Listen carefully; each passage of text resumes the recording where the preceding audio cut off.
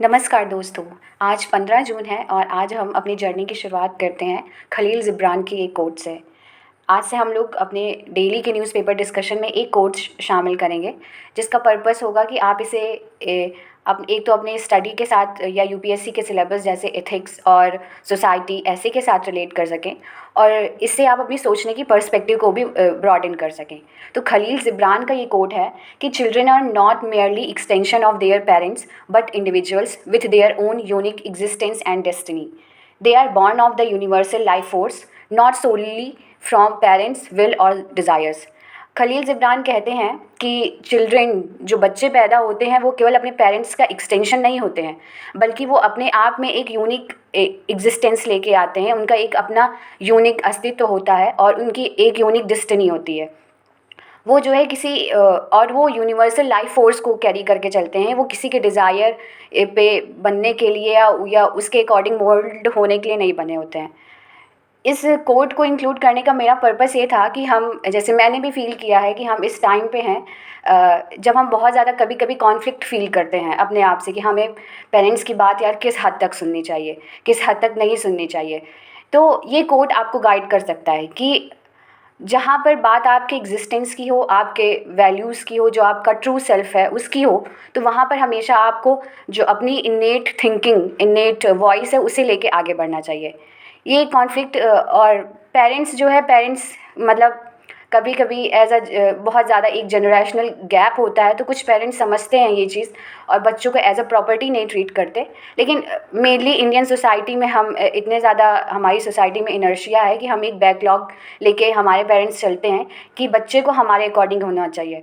इसकी वजह से सोसाइटी में भी बहुत सारे क्राइम होते हैं, जैसे कि कुछ दिन पहले सोनम वाला जो केस हुआ था, मेन उसका ये भी रीज़न था कि कैसे एक छोटी सी बात, पेरेंट्स हो सकता है कि इसे एक छोटी सी बात समझे कि बच्चे को मेरे अकॉर्डिंग करना है तो करना ही चाहिए, लेकिन कैसे वो एक सोसाइटी में एक बड़ा उसका कितना भयंकर परिणाम हो सकता है शायद वो इमेजिन नहीं कर पाते। अगर वो कर लेते तो शायद वो उतनी फ्रीडम दे देते। तो इस तरह से हमें अपना सोशल इंजीनियरिंग करने की ज़रूरत है।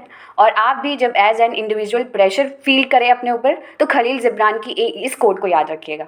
अब हम आज की जर्नी में आगे बढ़ते हैं। आज संडे के न्यूज़पेपर में कोई एडिटोरियल नहीं होता है द हिंदू के, तो मैंने डिसाइड किया कि कुछ ऐसा हम डिस्कस करते हैं जिससे आपका चीज़ों को समझने का जो इंटरनेशनल एरेना में चीज़ें चल रही हैं उसे समझने का आपका एक पर्सपेक्टिव डेवलप हो। तो मैंने डिसाइड किया कि आज हम इज़राइल फ़लस्तीन इशू को बहुत सिंपल वर्ड्स में ब्रेक डाउन करेंगे और इंडिया की पॉलिसी कैसे इवॉल्व हुई इज़राइल फ़लस्तीन इशू पे, वो हम देखेंगे। तो शुरुआत इस तरह से करते हैं कि हमेशा कहा जाता है कि यूके ने, यूनाइटेड किंगडम ने 2 आईपी का इन्वेंट किया, एक तो इज़राइल फ़लस्तीन और एक इंडिया पाकिस्तान। आप देखिए कि ये कितना सिमिलर, कितना अच्छा कोट है जो इस पूरे प्रॉब्लम को करता है कि ये जो भी आज दुनिया में इज़राइल फ़लस्तीन और इंडिया पाकिस्तान या जो भी एक साउथ एशियन रीजन में, एशिया में जो प्रॉब्लम है, उसकी मेन जड़ यूके या कॉलोनियल पावर से ही आती है। यूके मतलब मेरा यहाँ पे कॉलोनियल पावर्स का मतलब यूके और यूएसए और ये वेस्टर्न नेशंस हैं। तो कैसे जो है वेस्टर्न कंट्रीज़ ने 2 आईपी का आविष्कार किया, इज़राइल पैलेस्टाइन, इंडिया पाकिस्तान, जो आज भी एक जियो पॉलिटिकल स्फेयर पे एक बहुत बड़ा कॉन्फ्लिक्ट क्रिएट करता है कहीं ना कहीं, और पूरे सिक्योरिटी आर्किटेक्चर को बहुत जो है ना, कई बार ये किसी के फ़ायदे में काम करता है, कई बार किसी के नुकसान में काम करता है। तो वेस्ट ने अपने फ़ायदे के लिए इसे क्रिएट किया। अब हम इज़राइल फ़लस्तीन पे आते हैं, और टॉपिक पे आने से पहले मैं चाहूँगी कि आप लोग अपने पास एक एटलस रख लें, क्योंकि हमेशा ऐसे टॉपिक्स को समझने में जब हम एटलस का यूज़ करते हैं तो वो बहुत ज़्यादा ईज़िली समझ में आ जाता है। तो ये वाला जो रीजन है मिडिल ईस्ट में, जो इज़राइल वाला रीजन है या अरब वाला रीजन है, अगर हम थोड़ा ब्रॉड करके समझें तो यहाँ पे यहाँ ये हमेशा से जन्मस्थली रही है अब्राहमिक रिलीजन की। अब्राहमिक रिलीजन आपको पता है क्या होते हैं? अब्राहमिक रिलीजन 3 धर्म है। एक ज्यूश है मतलब यहूदी, दूसरा है क्रिश्चियन मतलब ईसाईयत, और तीसरा है इस्लाम। तो इन तीनों धर्मों को अब्राहमिक रिलीजन बोला जाता है। और ये जगह जो जेरूसलम और ये वाली जगह है, ये उसकी जन्मभूमि रही है। अब्राहमिक रिलीजन इसलिए इसे एक उससे डिनोट किया जाता है, एक वर्ड से, क्योंकि कहा जाता है कि इन तीनों जो धर्मों का उत्पत्ति हुई है वो कहीं ना कहीं उनके एक ही पूर्वज थे। जैसे कि आप ये समझ लो कि कभी एक पूर्वज रहे होंगे तो उन्होंने यहूदियों को यहूदी धर्म चला दिया, उसके बाद उनकी पीढ़ी में आगे बढ़ते बढ़ते हो सकता है इनके पर पोता या जो भी आगे जनरेशन हो उन्होंने ईसाइयत क्रिएट की हुई हो और उसके आगे की जनरेशन में जो है इस्लाम बन गया हो। तो ये एक बहुत सिंपल लैंग्वेज में हमने समझा कि ये अब्राहमिक रिलीजन जो है ना ये एक ही फैमिली के हैं और ये एक ही जोग्राफी में ये हमेशा से इनकी उत्पत्ति हुई है, जो जेरूसलम और ये वाला रीजन है। तो हमेशा से इनमें जैसे परिवार में कॉन्फ्लिक्ट होते हैं ना, वैसे ही इन रिलीजन्स में भी हमेशा से कॉन्फ्लिक्ट रहा है। और वो मेन कॉन्फ्लिक्ट यहूदी और अरब में कुछ ज़्यादा ही देखने को मिलता है, यहूदी और इस्लाम में। ये हमने इस कॉन्फ्लिक्ट का एक रिलीजियस पर्सपेक्टिव समझा। अब हम दूसरा जोग्राफिकल पर्सपेक्टिव समझते हैं कि ये जो रीजन है ना वहाँ पर एक ही इन मतलब कई सारे धर्मों के तीर्थ स्थल हैं। तो तीर्थ स्थल में हर देश में, इज़राइल में और जो फ़लस्तीन है या जो अरब वर्ल्ड है उनमें हमेशा एक कंपटीशन लगा रहता है कि ये हमारे तीर्थ स्थल हैं तो इन्हें हमारे अंदर होना चाहिए, हमारी टेरिटरी ऑफ इन्फ्लुएंस में होना चाहिए। और जबकि अपोजिट पार्टी भी सेम ही क्लेम करती है। तो ये भी एक जोग्राफिकल फैक्टर रहता है जो हमेशा इनकी लड़ाई कराता है। और अगर हम एक हिस्टोरिकल पर्सपेक्टिव से समझें तो आप ये ओटोमन एम्पायर पढ़ते होंगे। 1918 तक, मतलब प्रथम विश्व युद्ध के पहले तक ओटोमन एम्पायर होता था, उसका बहुत बड़ा एक्सटेंशन होता था। वो जो है वेस्ट अफ्रीका से, नॉर्थ वेस्ट अफ्रीका से पूरा टर्की तक फैला हुआ था। तो ओटोमन एम्पायर का बहुत ज़्यादा एक्सपेंशन था। प्रथम विश्व युद्ध के बाद ये ओटोमन एम्पायर बहुत फ्रेजाइल हो गया, कमज़ोर होकर टूट गया। तो जो ये अरब वाला लैंड था वो यूके के पास आ गया, यूनाइटेड किंगडम तब उसे बोला जाता था। और उस यूनाइटेड किंगडम ने जो वहाँ पे टेरिटरी कंट्रोल की, उस टाइम पे वहाँ पे ज्यूस जो है माइनॉरिटी में थे और अरब जो है मेजॉरिटी में थे। तो इस तरह का कुछ वहाँ का रिलीजियस कंपोजिशन था। फिर जो यूके है वो बलफोर डिक्लेरेशन लाता है। उसमें वो प्रॉमिस करता है कि हम जो है, यूके प्रॉमिस करता है कि हम इस लैंड को ज्यूश का होम बनाने देंगे, मतलब यहूदी यहाँ पर आके घर बनाएं। और उसी टाइम पे जो है एक होलोकॉस्ट होता है, सेकेंड वर्ल्ड वॉर के टाइम में। आप लोग हिटलर के जो उन्होंने बहुत ज़्यादा एक्सप्लॉइट किया यहूदी को, उससे आप परिचित ही होंगे। उसमें 6 मिलियन, अप्रॉक्स 6 मिलियन यहूदियों की डेथ हो जाती है। तो इसके बाद पूरे यहूदी जो यहूदी धर्म को मानने वाले लोग थे उनमें बहुत ज़्यादा एक मतलब एंग्विशमेंट रहती है, गुस्सा रहता है कि और बहुत ज़्यादा वो अपने आप को वीक फील कर रहे होते हैं। ऑब्वियसली कोई भी करेगा कि अगर आपकी कम्युनिटी को इस तरह से सेलेक्टिव वे में मारा जाए, सेलेक्टिव जेनोसाइड किया जाए, तो ऑब्वियसली आपको फ़र्क पड़ेगा। तो उस टाइम पे 1947 का में यूएन में एक रेजोल्यूशन लाया गया जिसमें ये कहा गया कि हम जो है इस रीजन को 2 स्टेट में बांटेंगे, पैलेस्टाइन और ज्यूश लेड, मतलब इज़राइल। तो इज़राइल ने तो इसे खुशी खुशी मान लिया, लेकिन फ़लस्तीनियन ने इसे रिजेक्ट किया। वो नहीं चाहते थे कि उनकी जो टेरिटरी ऑफ इन्फ्लुएंस है उसमें और भी लोग आएँ। कोई भी करेगा, मतलब जो मेजॉरिटी होती है कई बार वो माइनॉरिटी को सप्रेस करने की कोशिश करती है। तो सेम सिचुएशन वहाँ भी थी। और 1948 जब हुआ तो ब्रिटेन ने जो है अपना, अभी तक तो वो कंट्रोल कर रहा था उस एरिया को। ये आप अगर मैप में देख रहे होंगे तो ये वाला जो रीजन है इज़राइल और फ़लस्तीन वाला रीजन है, तो अभी तक तो वो ब्रिटेन कंट्रोल कर रहा था। लेकिन 1948 में उसने अपना कंट्रोल हटा लिया और इज़राइल एक नया देश बन गया। उस टाइम पे नेबरिंग कंट्रीज़ ने बहुत प्रोटेस्ट किया, बहुत, जैसे कि जो भी नेबरिंग कंट्रीज़ थे, सऊदी अरेबिया हो गया, यूएई हो गया, या उस समय का जो इस्लामिक वर्ल्ड था उसने बहुत सपोर्ट किया, बहुत ज़्यादा इसका विरोध किया कि एक ऐसे नेशन क्रिएट किया जा रहा है उनकी भूमि को लेकर, क्योंकि वो एक तरह से कलेक्टिव लैंड मानी जाती थी ना, क्योंकि वहाँ पे बहुत सारे मुस्लिम धर्म के तीर्थ स्थल थे। तो ये तरह से शुरू में बहुत ज़्यादा इजराइल का विरोध हुआ। लेकिन हम एक चीज़ हमेशा देखते हैं जियोपॉलिटिक्स में, कि जियोपॉलिटिक्स में कोई भी नेशन बनता है ना तो उसके पीछे एक जो उसे बना रहा होता है उसका एक बहुत बड़ा इंटरेस्ट होता है। तो 1948 में जब इसे बनाया गया उसके द्वारा, यूके के द्वारा, तो उनका एक था कि हम अपना एक आदमी, जैसे हमारे यहाँ पे एक सब्सिडरी अलायंस लॉर्ड वेलेजली ने शुरू किया था। तो क्या करता था कि वो अपना किसी रेजिडेंट को भारतीय एम्पायर में भेज के मतलब उनकी सूचना और ये सब करता था। सेम जो है एक तरह से ये समझ लीजिए कि ये जो पूरा मिडिल ईस्ट वाला रीजन है उसमें इजराइल कंपोनेंट था, एक तरह से समझ लीजिए एक पॉन था, एक सिपाही था यूके और जो वेस्ट वर्ल्ड है, कि उनके इन्फ्लुएंस को कैसे मेंटेन रखा जाए। क्योंकि वो जो मिडिल ईस्ट का रीजन है ना, अगर आप उसकी ज्योग्राफी समझेंगे तो एक तो वहाँ पे ट्रेड रूट बहुत ज़्यादा अच्छे हैं, बहुत ज़्यादा चोकिंग पॉइंट्स हैं, कि अगर आप उन चोकिंग पॉइंट्स पे अगर आप कब्जा कर लेते हैं तो हो सकता है कि आप ट्रेड को ही पूरी तरह से ख़त्म कर दें। जैसे स्वेज कैनाल है, स्ट्रेट ऑफ हरमुज है, तो ये एक फैक्टर हो गया। तो इन्हें अपने ट्रेड पे कंट्रोल करना था, इन्हें अपनी आइडियोलॉजी को भी फैलाने के लिए एक किसी सिपाही की ज़रूरत थी एक तरह से। तो इज़राइल को उन्होंने एक लिबरल कंट्री की तरह से हमेशा प्रमोट किया। तो ये और उस टाइम पे सऊदी अरेबिया ये सब में ऑयल के टैंकर, ऑयल बहुत ज़्यादा था, तो उन जो है किंगडम्स पे, और वो पूरा मोनार्की सिस्टम है आज भी है, तो उनको भी कंट्रोल करने के लिए उन्हें किसी ऐसे इंसान की ज़रूरत थी। इनकी पॉलिसी तो जब 1948 में इसराइल बना था ना, तो यूएस के प्रेसिडेंट उस टाइम पे हैरी ट्रूमैन थे। उन्होंने सबसे पहले, वो वर्ल्ड के पहले लीडर थे जिन्होंने इसराइल को रिकॉग्नाइज़ किया था। आप लोग रिकॉग्नाइज़ करने का मतलब समझते हैं? रिकॉग्निशन मतलब होता है किसी कंट्री को रिकॉग्नाइज़ करना। इसको पहले मैं भी जब थोड़ा छोटी थी तो मुझे नहीं समझ में आता था कि रिकॉग्नाइज़ करना क्या होता है, तो मैं भी सोचती हूँ कि शायद आप लोग में कुछ बच्चों को इसमें प्रॉब्लम हो।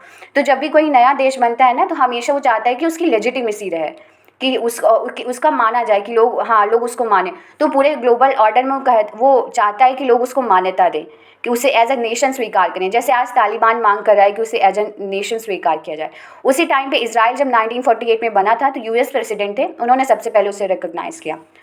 इस पॉलिसी को तो हम आज भी देखते हैं कि हमेशा यूएसए सपोर्ट करता रहता है। उस टाइम भी इसने ऐसा किया, तो क्यों किया? तो इसके लिए 1986 में जो बाइडेन जो लास्ट 46th प्रेसिडेंट थे यूएसए के, वो 1986 में जब सेनेटर थे ना, तो उन्होंने एक लाइन कही थी, were there not an Israel the US would have to invent an Israel to protect her interest in the region. कि अगर वहाँ पे इज़राइल नहीं होता ना, तो जो है यूएसए को एक इज़राइल इन्वेंट करना पड़ता, मतलब क्रिएट करना पड़ता, ताकि वो अपने इंटरेस्ट को उस रीजन में बनाए रख सके। आज भी आप देखेंगे कि उस रीजन में यूएसए का इंटरेस्ट हर तरह से प्रमोट करने के लिए इज़राइल है। और इसी तरह से यूएस के एक सेक्रेटरी ऑफ स्टेट हैं, जैसे हमारे यहाँ पे अजीत डोभाल होते हैं, वैसे वहाँ के जो सेक्रेटरी ऑफ सिक्योरिटी हैं, स्टेट सिक्योरिटी, अलेक्जेंडर हीग, उन्होंने कहा था, Israel is the largest American aircraft carrier in the world that can not be sunk, does not carry even one American soldier and is located in a critical region. ये कह रहे हैं कि Israel जो है ना, अमेरिका का सबसे बड़ा एयरक्राफ्ट कैरियर है, जो कि कभी डूब नहीं सकता। और ये ऐसे रीजन में है जो कि सबसे, एक तो क्रिटिकल रीजन है, आप ज्योग्राफी देख रहे होंगे तो आपको समझ में आ रहा होगा कि क्यों क्रिटिकल है। और ये जो है बिना किसी अमेरिकन सोल्जर्स के अमेरिकन के इंटरेस्ट को रखता है। आप अगर ये देखें ना, हम इसे ऐसे समझ रहे हैं कि वेस्ट एशिया में बहुत सारे अमेरिकन ट्रूप्स, अमेरिकन सैनिक हमेशा डिप्लॉय रहते हैं, हमेशा रहते हैं। ऐसा नहीं, चाहे वॉर की सिचुएशन हो या पीस की सिचुएशन हो, हमेशा रहते हैं। वो कहीं ना कहीं यूएसए के इंटरेस्ट को प्रमोट करने के लिए या वेस्टर्न कंट्रीज़ को इंटरेस्ट को प्रमोट करने के लिए। तो वही यहाँ पे अलेक्जेंडर हीग कह रहे हैं कि इज़राइल एक ऐसा अमेरिकन एयरक्राफ्ट कैरियर है जो कि कभी डूब नहीं सकता, और जो कि बिना किसी सोल्जर डिप्लॉयमेंट के यूएसए के इंटरेस्ट को पूरा करता है। तो यहाँ पर हमने ये भी समझा कि क्यों यूएसए हमेशा से इज़राइल को सपोर्ट करता है। अब हम समझते हैं पैलेस्टीनियन को। पैलेस्टाइन जो है हमेशा से था, इसके अभी हम बहुत ज़्यादा ज्योग्राफी उसमें नहीं जाएंगे, क्योंकि सामने जब तक ना हो तो वो उतना समझ में नहीं आता। बस आप ये समझ लीजिए कि वेस्ट बैंक और गाज़ा स्ट्रिप जो है उस पर पैलेस्टीनियन है। जो गाज़ा स्ट्रिप है वो एक मिलिटेंट ग्रुप या टेररिस्ट ग्रुप जो हमास है उसके द्वारा गवर्न किया जाता है, और जो वेस्ट बैंक वाला कुछ पोर्शन है उसके कुछ पोर्शन पे इज़राइल का अधिकार है और कुछ पोर्शन पे पैलेस्टीनियन का अधिकार है। तो उसे जो है पैलेस्टीनियन लिबरेशन ऑर्गेनाइजेशन, एक पॉलिटिकल विंग है, पॉलिटिकल ऑर्गेनाइजेशन है, उसे गवर्न करता है। अब हम ये सारा समझने के बाद, मतलब मेन तो क्या है, हमें यहाँ समझना है कि इंडिया का स्टैंड क्या रहा है, तभी हम समझ पाएंगे इस पूरे पर्सपेक्टिव को, इस पूरे सिचुएशन को होलिस्टिकली। तो अब हम समझते हैं कि भारत का, देखिए भारत का जो हमेशा से पॉलिसी रही है ना, वो हमेशा से नॉन वायलेंस की रही है। और जब गांधी जी आए तो गांधी जी की वजह से हमारी जो नॉन वायलेंस है, non violence as a tool of foreign policy भी इवॉल्व हुआ हमारे यहाँ पे।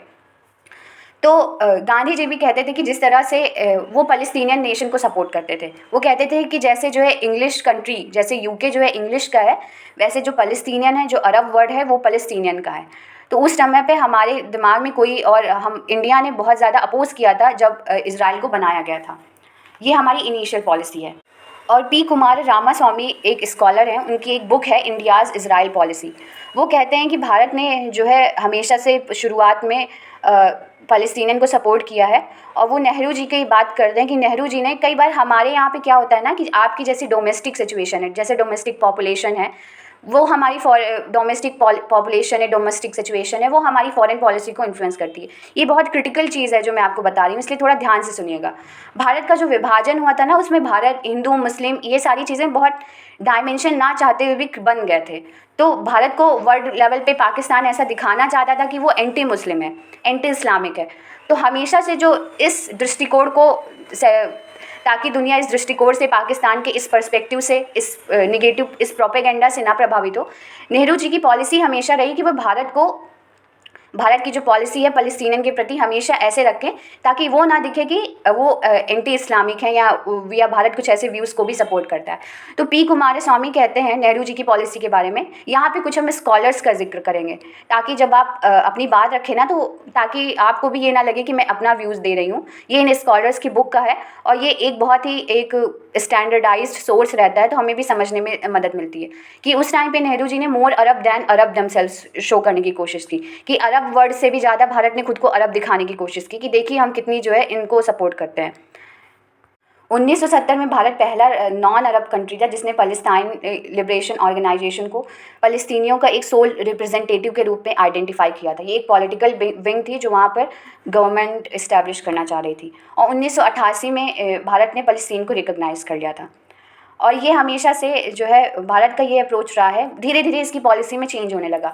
जब 1992 को एक बहुत 1991-92 एक बहुत ही इम्पॉर्टेंट, जब हम जियोपॉलिटिकल, इकोनॉमिक या किसी भी पर्सपेक्टिव में आइडियोलॉजिकल व्यू में देखते हैं ना, तो बहुत ही इंपॉर्टेंट ईयर है। आप भी इसे हमेशा जब कुछ भी आप पढ़ रहे हो ऐसा जिसमें आप इवोल्यूशन बेसिस पे कुछ समझना चाह रहे हो, तो हमेशा 1991 को एक वाटरशेड मूवमेंट की तरह याद करेगा कि यहाँ से बहुत सारी चीज़ें बदल गई थी। तो 1991 में यूएसएसआर जो था, पहले यूएसएसआर कोलैप्स कर गया और उस टाइम पे यूएसए एक सोल पावर के रूप में उभरा कि अब बस यूएसए ही है जो है, और कोई कंट्री बचा नहीं था उसकी क्षमता का। तो उन्होंने अपनी आइडियोलॉजी भी प्रमोट करने की कोशिश की उन्होंने। तो इन सब वजह से ना भारत का जो एक इंडिपेंडेंट भारत जो अभी तक पॉलिसी चाह रहा था, उसमें भी बैलेंस ऑफ पेमेंट क्राइसिस हो रहा था, तो भारत को आईएमएफ की मदद लेनी पड़ी। तो बहुत सारी चीज़ें ऐसी हुई कि भारत की पॉलिसी जो है थोड़ा सा फॉरेन पॉलिसी में चेंज हुआ। और 1992 में नरसिम्हा राव जी ने फुल डिप्लोमेटिक रिलेशन इस्टेब्लिश किए इज़राइल के साथ में। और इज़राइल हमेशा से जो है बहुत सपोर्टिव भी रहा है इंडिया के इंटरेस्ट को लेकर। जैसे कारगिल वॉर में भी उसने सपोर्ट किया और वैसे भी वो भारत को सपोर्ट करता रहा है। जबकि जो हर्ष पंत हैं वो कहते हैं भारत की पॉलिसी का कि भारत ने तो इज़राइल मतलब अरब का, फ़लस्तीनियन का हमेशा सपोर्ट किया, लेकिन जो गल्फ़ कंट्रीज़ हैं, जो गल्फ़ काउंसिल है, उन्होंने भारत को हमेशा से एक सस्पिशियस नज़रों से देखा। उन्होंने कभी भी, जितने ओपनली भारत ने हमेशा सपोर्ट किया फ़लस्तीनियन का, उन्होंने कभी भी कश्मीर इशू पे उतना इंडिया का सपोर्ट नहीं किया। तो यही तरह से कुछ स्ट्रैटेजिक कन्फ्यूजन उनमें रहा। मतलब भारत ने जितना किया उसके म्यूचुअली उतनी स्ट्रैटेजिक रेसिप्रोसिटी नहीं दिखाई गई। स्ट्रैटेजिक रेसिप्रोसिटी का मतलब होता है कि हम अगर आपके लिए कुछ कर रहे हैं तो हम भी आपसे उम्मीद करते हैं कि आप हमारे लिए करें। हम आपके फ़लस्तीनियन को सपोर्ट करते हैं तो हम चाहते हैं कि आप भी हमारे कश्मीर इशू को सपोर्ट करें। लेकिन जो गल्फ़ वर्ल्ड रहा है या जो पूरा मिडिल ईस्ट में जो मेनली इस्लामिक नेशंस रहे हैं, उन्होंने कभी इंडिया के कश्मीर इशू पे उतना सपोर्ट नहीं किया।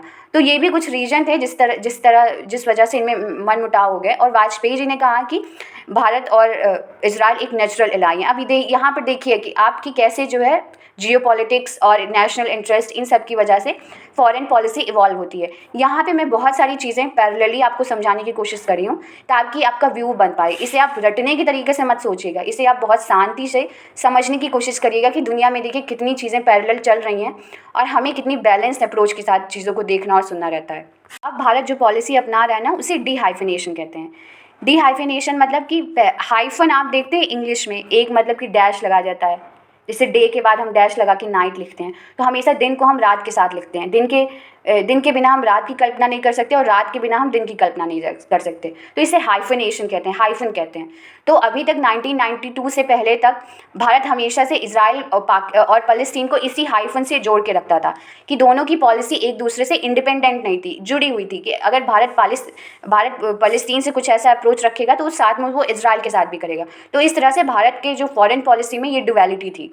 लेकिन 1992 के बाद और ये सारे जो मैंने रीजन बताए उनके सब के बाद जो हमें इज़राइल का इतना सपोर्ट मिला, उसके बाद भारत की पॉलिसी में चेंज आया और इस पॉलिसी को हम डीहाइफनेशन कहते हैं। डीहाइफनेशन मतलब कि भारत अब इसे दो इंडिपेंडेंट इश्यूज़ की तरह देखने लगा। फ़लस्तीन is a separate issue and Israel is separate issue, तो दोनों को मिला के नहीं देखता था। उसके बाद भारत ने 2 स्टेट सोल्यूशन की थ्योरी दी कि भारत ये जो इशू है ना, ये कभी ऐसे नहीं इवॉल्व हो सकता। यहाँ पे 2 स्टेट नेशन बनाने पड़ेंगे, एक फ़लस्तीन और एक इज़राइल बनाना पड़ेगा। और भारत एक हमेशा कंसिस्टेंसी और इंडिपेंडेंस वाला अप्रोच रखेगा। जो जो एम्बेसडर तलमीज़ अहमद हैं वो कहते हैं कि India's relationship with Palestine and Israel are totally separate and should be weighed on their own merits. Former is about principal support for a cause and latter is about national interest. मतलब ambassador तलमीज़ Ahmad कह रहे हैं इनके शब्दों में कि भारत को हमेशा जो है ये जो इज़राइल और फ़लस्तीन का इशू है ना, इसे उसके नेशनल इंटरेस्ट पे या उस लेवल पे देखना चाहिए, और जहाँ तक फ़लस्तीन का इशू है वो एक प्रिंसिपल्ड कॉज है, वहाँ पे उस तरह का इंटरेस्ट, वहाँ पे उस तरह का आप टेक अवे लें। और जो नेशनल इंटरेस्ट की बात आए तो आप इज़राइल को देखो, मतलब इज़राइल के साथ जो रिलेशन है वो नेशनल इंटरेस्ट पे है और उसके साथ जो है वो प्रिंसिपल अप्रोच पे बेस्ड है। प्रिंसिपल अप्रोच यहाँ पे इसलिए उन्होंने बोला है कि एक तरह से हम अगर देखें तो अरब के साथ या गार्जियंस पे या फ़लस्तीनियंस पे बहुत सारे एक्सप्लॉयटेशन हो रहे हैं जो हम देखते हैं। तो एक भारत जो नॉन वायलेंस और पीस की बात करता है तो उस एरिया में, उस एरेना में ये आपस में ये मतलब आ ही जाता है। भारत आज भी फ़लस्तीनियन को सपोर्ट करता है, जैसे भारत फ़लस्तीनियन को भी सपोर्ट करता है और इज़राइल को भी। तो वो पॉलिटिकल ह्यूमैनिटेरियन सपोर्ट भेजता है, कैपेसिटी बिल्डिंग करता है। वहाँ पर उसने रामलला में बहुत सारे ऐसे साइट्स डेवलप किए हैं, इंडिया के इंस्टीट्यूशन फंक्शनड हैं। अब वॉर के बाद ये जो 7 अक्टूबर वाला वॉर है उसके बाद वहाँ की क्या सिचुएशन है भारत की उसको लेकर, लेकिन बाकी भारत ने बहुत ज़्यादा फ़लस्तीन किया है, फ़लस्तीन लोगों के लिए किया है। अब अगर हम नरेंद्र मोदी गवर्नमेंट की बात करें तो नरेंद्र मोदी गवर्नमेंट जब 2014 में आई तो इसे हाईलाइट करना इसलिए ज़रूरी है क्योंकि यहाँ पे मैं एक पर्टिकुलर प्राइम मिनिस्टर का नाम इसलिए ले रही हूँ क्योंकि इस प्राइम मिनिस्टर ने, या इसके बाद जो है इस चुनाव के बाद भारत में इनके जीतने के बाद इंडिया इज़राइल रिलेशन में बहुत अलग तरह से चेंजेस आए हैं। जहाँ पे पहले भारत दोनों को हाइफिनेट करके देखता था, अब भारत ने अपना क्लियर अप्रोच रखा है कि ये हमारा अलग इशू है, दोनों डिफरेंट इशू। राजा मोहन जो है कहते हैं कि pragmatism not political pieties should determine the engagement with Israel and West Asia. कि प्रैग्मेटिज्म मतलब होता है व्यवहारिकता, जो वास्तव में प्रैक्टिकल चीज़ है, उसे भारत की फॉरेन पॉलिसी जो है इज़राइल और वेस्ट एशिया की तरफ उसे निर्धारित करना चाहिए, ना कि कोई जियोपॉलिटिकल और पॉलिटिकल पिटी या दया या इस तरह की चीज़ें भारत की फॉरेन पॉलिसी को डिटरमाइन करनी चाहिए। 2017 में मोदी ने यहाँ की विज़िट की थी इज़राइल की, वो भारत के पहले प्राइम मिनिस्टर थे जिन्होंने इज़राइल को विज़िट किया था, और उन्होंने 2018 में इज़राइल और भारत के बीच में स्ट्रैटेजिक पार्टनरशिप उनकी बन गई थी। तो ये हमने देखा कि भारत की पॉलिसी कैसे चेंज हुई है। अब भारत जो है अगर 2017 में अगर नरेंद्र मोदी वहाँ पे गए, इज़राइल गए, 2018 में वो फ़लस्तीन गए, वहाँ पे उन्होंने टेक्नो पार्क रामलला में जो है उसका उद्घाटन किया। तो इस तरह से भारत एक दोनों कंट्रीज़ को सेपरेट लेके चल रहा है। अब हम देखते हैं कि ये जो 7 अक्टूबर वाला मिलिटेंट टेररिस्ट अटैक हुआ इज़राइल पर, उसके बाद हम देखते हैं कि भारत का क्या अप्रोच रहा है। तो भारत का आज भी वही अप्रोच है कि इस प्रॉब्लम का सोल्यूशन तब तक नहीं हो सकता है जब तक आप टू नेशन पॉलिसी पे एग्री नहीं कर सकते। इस इशू को मेरा आज मेन लेने का ये मकसद था कि अभी recently United nation general assembly में एक वोटिंग हुई सीज़ फायर को लेके, तो उसमें जो है भारत ने अब्सटेन किया, मतलब वोट देने से अब्सटेंशन वो करते हैं जो अपना ना तो नेगेटिव व्यू रखते हैं ना पॉजिटिव व्यू रखते हैं, मतलब तो इसे अब्सटेंशन कहते हैं। तो उन्होंने सीज़ फायर के इशू पे अब्सटेंशन वाला कदम अपनाया। तो बहुत लोग देख रहे हैं कि ये जो है इज़राइल को सपोर्ट कर रहे हैं, फ़लस्तीनियन को सपोर्ट नहीं कर रहे हैं। इसे इस तरह से यह प्रिंसिपल लेवल पे देख रहे हैं कि भारत को ऐसे इथिकली नहीं करना चाहिए। बहुत लोग ऐसे भी व्यूज़ बोलते हैं, लेकिन जियोपॉलिटिक्स की एक बहुत बड़ी रियलिटी है कि नेशनल इंटरेस्ट हमेशा सबसे पहले होता है। National interest is the supreme. और हमेशा से आप देखिए कि अभी ऑपरेशन सिंदूर भी हुआ था तो उसमें इज़राइल ने बहुत आगे आके भारत का सपोर्ट किया है। तो ऑब्वियसली कोई भी कंट्री होगा, कोई भी अगर इतना स्ट्रैटेजिकली प्रूडेंट कंट्री होगा तो हमेशा अपने नेशनल इंटरेस्ट और अपने पीपल्स को देखेगा। तो भारत भी वही कर रहा है। हम इंडिया इज़राइल के रिलेशंस की बात करें, किन किन डायमेंशन में काम करते हैं, तो सबसे पहले हम डिफेंस की बात करते हैं। हमारे यहाँ पे डिफेंस जो बराक मिसाइल्स हैं उस पर वो इज़राइल से हैं, और falcon warning and control system है वो भी इज़राइल से है। और बहुत बार जो है जो आयरन डोम सिस्टम है भारत और इज़राइल में, ये टेक्नोलॉजी ट्रांसफ़र की भी बात होती है। अगर हम स्ट्रैटेजिक लेवल पे देखें तो इज़राइल हमेशा से भारत को जियोपॉलिटिकल एटमॉस्फेयर में हमेशा सपोर्ट करता है। वो जो है कश्मीर इशू पे भारत को फुली सपोर्ट करता है। यूनाइटेड नेशन असेंबली में भारत के यूनाइटेड नेशन सिक्योरिटी काउंसिल में परमानेंट मेंबरशिप को भी सपोर्ट करता है। तो इस तरह से है। एग्रीकल्चर और वाटर से रिलेटेड देखें तो इज़राइल जो है वहाँ पे बहुत कम पानी बरसता है, अप्रॉक्स 25 सेंटीमीटर एवरेज वहाँ पे पानी बरसता है। लेकिन उन्होंने अपना एग्रीकल्चरल टेक्नोलॉजी इतना अच्छे से डेवलप किया है कि वहाँ पे पानी की कमी नहीं पड़ती कभी। तो डिसैलिनाइजेशन वगैरह में, डिसैलिनाइजेशन प्लांट्स वगैरह में, ड्रिप इरीगेशन में भारत और इज़राइल का सपोर्ट रहता है। और भारत के बहुत सारे स्टेट जो इसे पैरा डिप्लोमेसी कहते हैं, मतलब स्टेट्स जब भारत के राज्य किसी फॉरेन कंट्री के साथ कोलैबोरेट करते हैं तो उसे पैरा डिप्लोमेसी कहते हैं।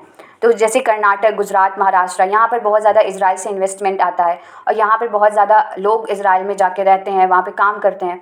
तो ये भी एक डायस्पोरा और पैरा डिप्लोमेसी भी एक मेन फैक्टर है। स्पेस कोऑपरेशन भी करते हैं। नेतन्याहू जो वहाँ के प्रेसिडेंट हैं, उन्होंने इस इंडिया और इज़राइल के रिलेशन को ऐसे किया है कि IT मल्टीप्लाइड वाला sign in IT equals to I2 and T2, I2 T2 means IT multiplied by IT equals to I2 T2। Indian talent multiplied by Israel technology equals to India Israel ties for tomorrow.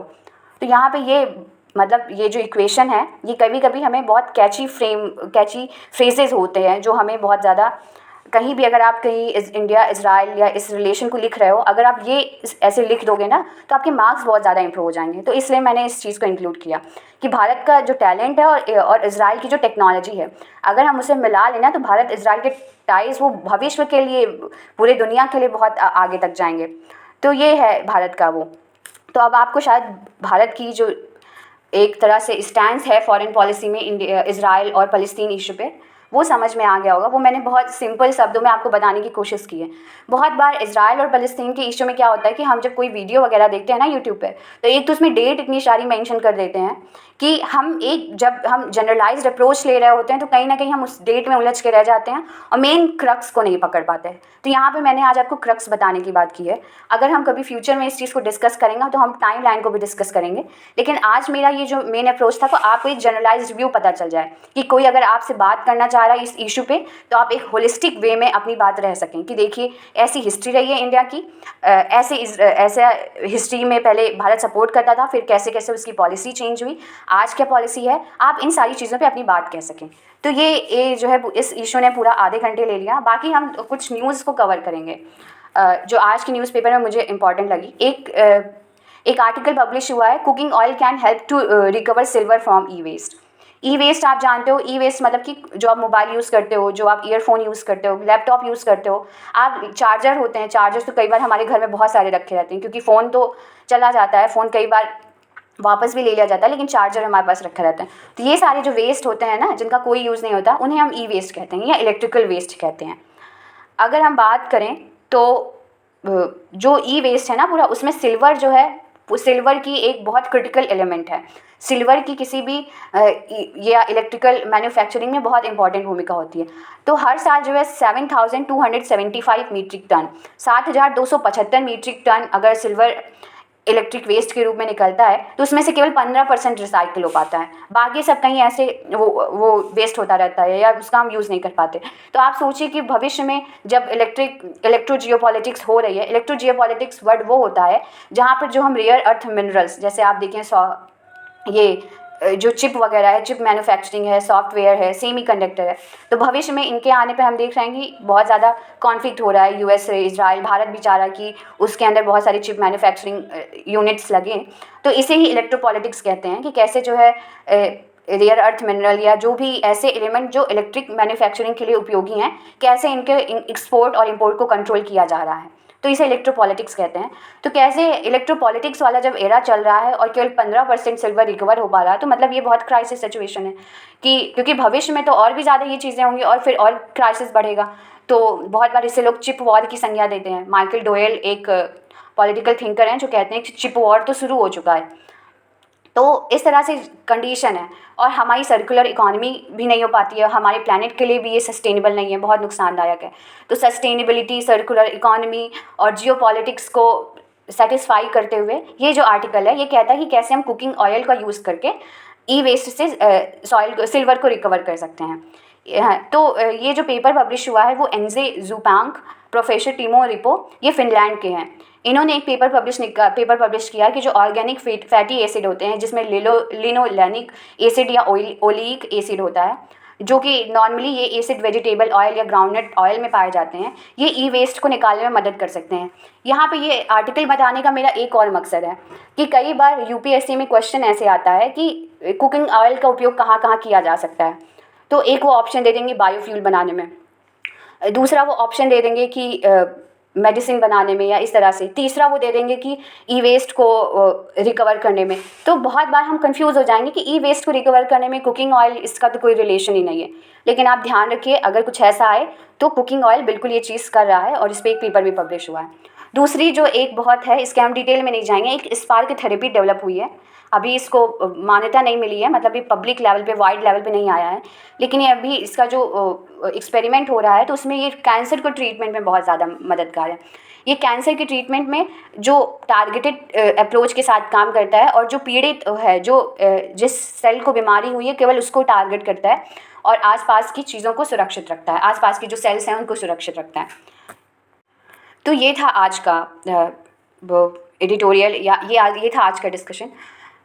मेरा मतलब ये view रहा है कि मैं आपको कुछ एक नया पर्सपेक्टिव दूँ समझने का। आपके इसे कभी भी आप टिपिकल न्यूज़पेपर डिस्कशन की तरह मत देखिएगा, क्योंकि मैं बहुत दिल से चाहती हूँ कि मैं आप लोगों से बात करूँ अपने जो है, क्योंकि हम सामने तो कम्युनिकेट करते नहीं हैं, एक दूसरे के सामने तो है नहीं, हम मेरी एक वॉइस है जो आप तक पहुंच रही है। तो मैं चाहती हूँ कि ये फुल फ्लेज्ड तरीके से आप तक पहुँचे और आपसे कनेक्ट हो, ताकि आप भी फुल फ्लेज्डली इसमें इन्वॉल्व हों और आपको ये चीज़ें बेहतर तरीके से समझ में आए। मेरा बस यही उद्देश्य है। लास्ट में एक कोट है महात्मा गांधी जी का कि poverty is the worst form of violence. मैं चाहती हूँ कि आप लोग इस पर अपने व्यूज़ लिखें, आप लोग सोचें थोड़ा इस चीज़ों पे। अब हम डेली कुछ ना कुछ ऐसे कोट्स लेंगे या ऐसे कुछ वर्ड्स लेंगे जो दिमाग में कुछ चिंगारी पैदा करें। तो ये आज का था। Thank you so much. आपका दिन शुभ हो।